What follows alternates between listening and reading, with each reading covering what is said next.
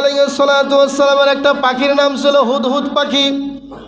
কোরআনে আল্লাহ তাআলা এই হুদহুদ পাখির নাম ধরে স্পষ্ট আয়াত নাজিল করেছেন, বলেন সুবহানাল্লাহ। এই হুদহুদ পাখি তিনি একটা সফরে যাবেন, হুদহুদ পাখি নাই, হুদহুদ পাখিকে খুঁজে পাচ্ছেন না।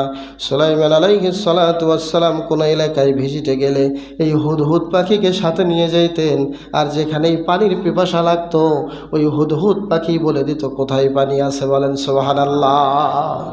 পানি কোথাও দেখা যাচ্ছে না, মরুভূমি এলাকা পার হচ্ছিলেন, পানি কোথায় আছে খুঁজে পাওয়া যায় না।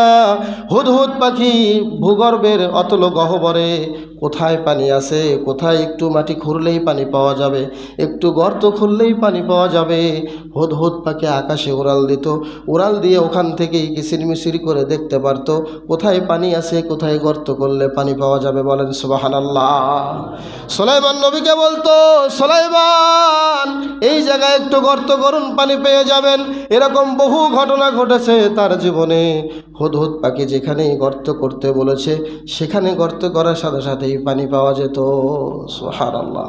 স্বচ্ছ পানি, পরিষ্কার পানি, মিষ্টি পানি। এই হুদহুদ পাখি একবার পাওয়া